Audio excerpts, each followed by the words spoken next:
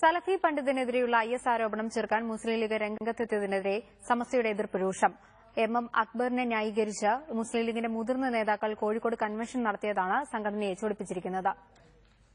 ഭീകരതയുടെ പേരിലുള്ള മുസ്ലിം വേട്ടയ്ക്കെതിരെ ജനജാഗരണം എന്ന പ്രമേയത്തിൽ കഴിഞ്ഞ ദിവസമാണ് മുസ്ലിം ലീഗ് കോഴിക്കോട് കൺവെൻഷൻ നടത്തിയത്.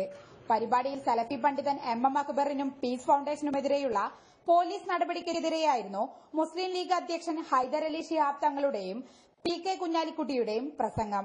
അപ്പൊ തൽക്കാലം ഒരു ആശ്വാസം ഉണ്ടായിരുന്നു. പിന്നെയും തുടങ്ങി ചില പോലീസ് ഓഫീസർമാർ സ്ഥാപനങ്ങളിൽ കയറുക, മര്യാദക്ക് പ്രവർത്തിക്കുന്നവർക്ക് അവിടെ ചെന്ന് പരിശോധിക്കുക, സിലബസ് പരിശോധിക്കുക, ബാക്കിയുള്ളത് പരിശോധിക്കുക. അങ്ങനെ തീവ്രവാദം ഇല്ലാത്ത തീവ്രവാദം ഉണ്ടാക്കാൻ നോക്കുക. അങ്ങനെ ആവുമ്പോൾ ലീഗ് നേതാക്കളുടെ നടപടി പരസ്യമായ ഏറ്റുമുട്ടലിലേക്കാണ് സമസ്തയെ കൊണ്ടെത്തിച്ചത്.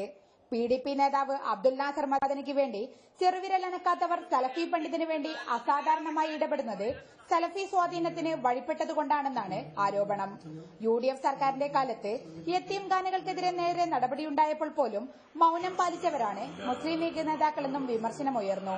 കൺവെൻഷൻ നടന്ന ദിവസം സമസ്ത നേതാവ് ആലിക്കുട്ടി മുസ്ലിയാരുടേതായി ചന്ദ്രികയിൽ വന്ന ലേഖനവും വിവാദമായി. MM അക്ബറിനെ പ്രതിക്കൂട്ടിലാക്കുന്ന പോലീസ് നടപടിയെ മുസ്ലിം വേട്ടയായാണ് ലേഖനത്തിൽ വിശേഷിപ്പിച്ചിരിക്കുന്നത്.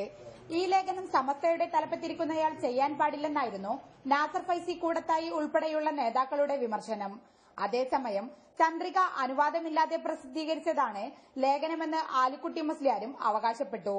ഈ വിഷയത്തിൽ മുസ്ലിം ലീഗിനെതിരെ എന്ത് നിലപാട് സ്വീകരിക്കണമെന്ന് ചർച്ച ചെയ്യാനായി സമസ്ത നേതാക്കൾ പട്ടിക്കാട്ട് ഇന്ന് യോഗം ചേരും.